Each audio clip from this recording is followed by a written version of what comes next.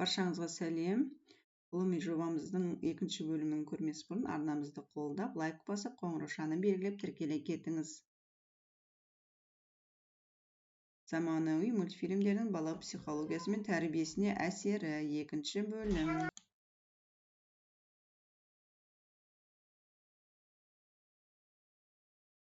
Оқушылармен жүргізілген сауалнаманың қорытындысын көрейік.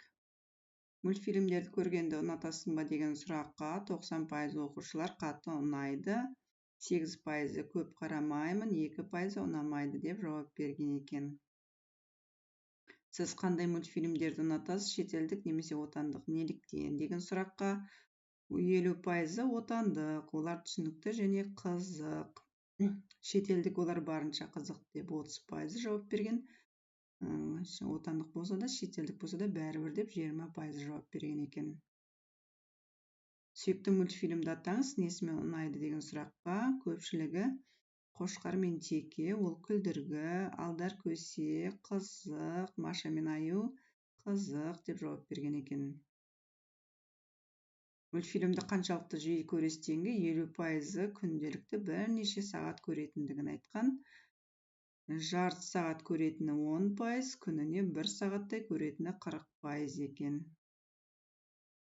Мультфильмдер ұзақ уақыт көргеннен кейін сіз не байқайсыз деген сұраққа әртүрлі жауап берілген екен.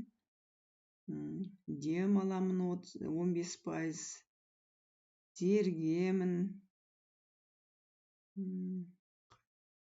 15%, қорқыныш мазасыздық 17%, көзім шаршайды 13%, көңілім көтеріледі 13%, 20%, ұйқым келеді 20%. Ата-аналарға арналған сұрақтар. Сіздің балаңыз қандай шетелдік немесе отандық мультфильмдерді көреді дегенге 50% отандық, Қошқар мен Текені көретіндігін айтқан. 30% отандық және шетелдік аралас, 20% шетелдік мультфильмдерді көретіндігін айтқан. Балаға қандай мультфильмдерді көруге рұқсат бермейсіз, неліктен дегенге 50% шетелдік, 30% Маша мен Аю, 20% Спанч Боб мультфильмін белгілеген екен. Мультфильм баланың психикасына зиян тигізуі мүмкін деп ойлайсыз ба? Неліктен? Олардың көбісі тәрбиеден гөрі зияны басым деп 70%, 20% қазір жақсы тәрбиелі мультфильмдер бар деп, 10% бәрібір деп жауап беріпті. Балаңыз мультфильмдерді қаншалықты жиі көреді дегенге 70% күніне бірнеше сағат, күніне 1 сағаттай 20%, 10% сирек көретінін білдірген. Ата-аналарға бірнеше пайдалы кеңестер ұсынамыз. Ардақты әжелер, аналар, ұрпағымызға ұлағатты өнеге сыйлар, ертеңіміздің орнын өгейсітпей, өміріміздің жалғасы болған ұрпақтарымызға әдемі ертегі айтып беруден жалықпаңыздар. Балаға ертегілер оқып беріңіздер, сурет салғызыңыздар, бояп үйретіңіздер. Баламен ойын арқылы тәрбиелеуге болады, серуендеу, үйірмелерге қатыстыру.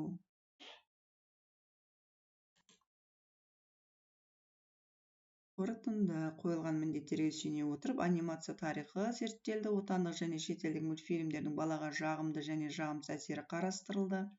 Мектеп оқушылары мен олардың ата-аналары арасында сауалнама жүргізілді. Отандық мультфильмдер ақылды, дана, олар жақсылық пен әділеттікке үйретеді, алдамауға және опасыздық жасамауға үйретеді, жақсылық пен махаббатты таратады, ал әйгілі зұлымдар өзі қорқынышты емес, финалға дейін түзетіледі. Қорытындылай келе зерттеу жұмысы бізге кішкентай бауырластарға қандай мультфильмдерді көрсетуге болатынын анықтауға көмектесті. Оларға зиян келтіріп қана қоймай, оларды мейірімді, жанашыр және сүйіспеншілікке толы етіп тәрбиелеуге көмектеседі.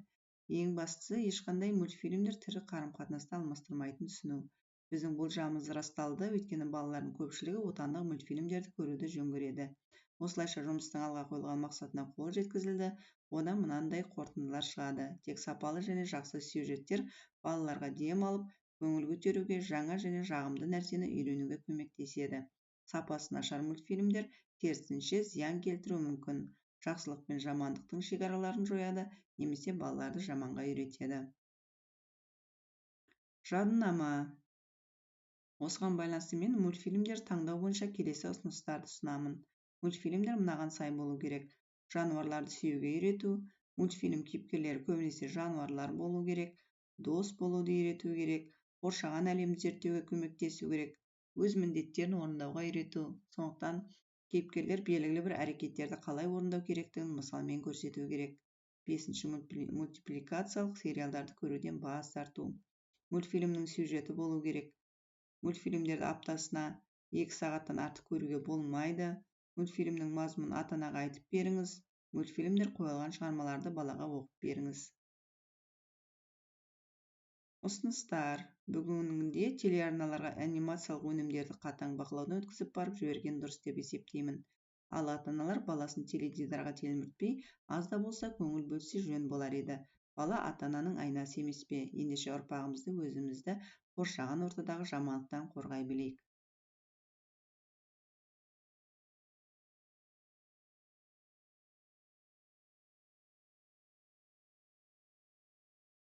Назарларыңызға рахмет.